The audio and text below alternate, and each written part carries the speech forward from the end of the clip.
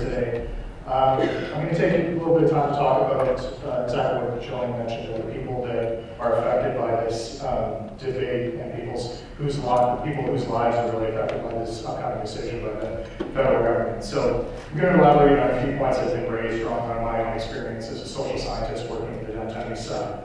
I hope to provide an on-ground view of how Insite influences the street-based injecting scene in Vancouver. I'm going to speak about the findings of some ethnographic research that we conducted in the neighborhood. This is basically the results of interviews with drug users as well as insight gleaned from direct observations of people using drugs in the streets, alleyways, as well as inside the supervised injection facility. So as it's been noted, Vancouver's very large and very open drug scene is infamous internationally. And in cities where public spaces are used for the purpose of injecting drugs, concerns regarding community safety and public order frequently focus on street-based illicit drug use.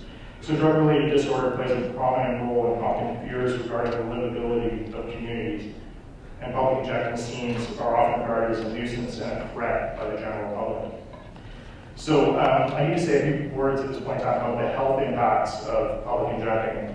Drug users who frequently inject in public have been found to display increased risk for abscesses, injection-related infections, vein damage, syringe sharing, and overdose, as well as hepatitis C infection.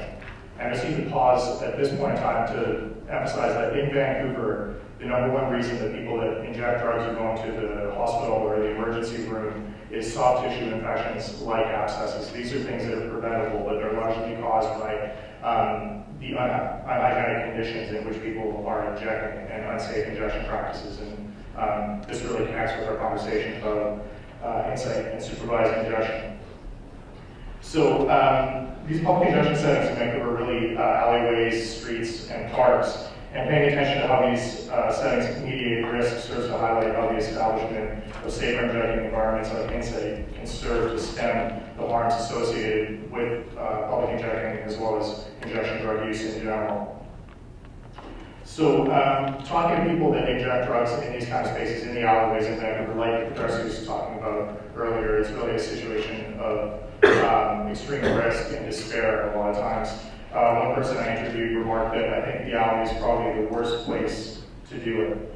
Other people have emphasized the sense of fear that may accompany the health risks of injecting in these alleyways. And these are really high-risk situations for people. They're not only worried about trying to get their injection done and do it in a safe way to protect their health. They're also worried about being robbed or assaulted by other people that are present on the street. They're also worried about confrontations with police at the point of injecting as well.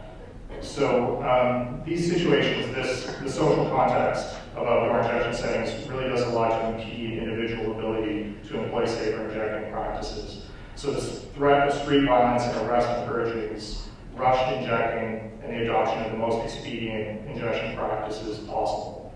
So the point of what I'm saying is really to emphasize that Insite provides an alternative to these conditions for people who inject drugs, particularly those individuals that are homeless. Since its establishment, Vancouver's supervised injection facility has been found to have improved public order in the vicinity of the facility by reducing the levels of public injection occurring, as well as reducing the volume of injection-related debris in the area. So that's things like discarded syringes. And Dr. Kerr did a great job emphasizing this in his summary of the evaluation. The injection site has attracted high-risk injectors and facilitated a reduction in high-risk injection practices as well. So it's been very effective in addressing the problems it was set out to target.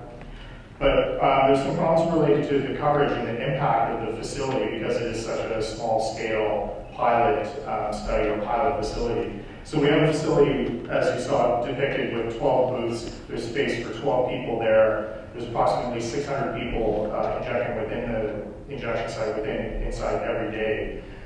The problem is that this is approximately 10 or 15% of the injections that are going on in the neighborhood. So the supervised injection facility can't accommodate all of the people that would like to use it or that would like to inject within its doors. So these problems of coverage are a reflection of the unwillingness of policymakers to move beyond tightly controlled, small-scale pilot studies of supervised injection sites. I just really need to emphasize that these problems of coverage are nothing to do with unwillingness on the part of injection drug users to use these facilities. As I pointed out, people have really accepted this facility and it's really used to the utmost of its capacity. So it's my perspective that the alternate setting for injection provided by Insite displays great potential to address factors within public injection settings that impede individuals' capacity to adopt safer injection techniques. The perspectives of people that are using the supervised injection site, using Insite, indicate that the facility enables less rush injecting, as well as enhancing individual ability to employ safer injecting practices.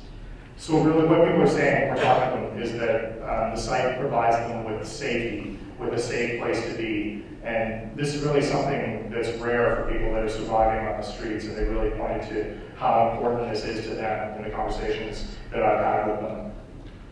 So I should just take a moment to point out my reasons for speaking at length about the hazards of public injecting.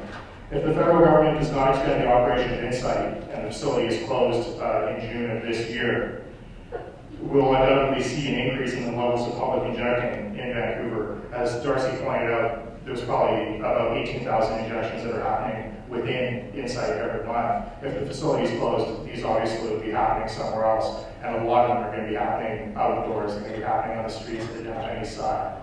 So this is going to lead to increased problems, increased health problems amongst people that are injecting drugs, those situations related to public injecting that I was speaking about. And it's also going to lead to further problems in the community. People are the community itself is going to become more concerned with public injection and the visibility of injection drug use and the consumption of drugs in public spaces in the downtown east side. And if the facility actually closes, people that inject drugs will no longer have the option of injecting in a supervised environment off the street.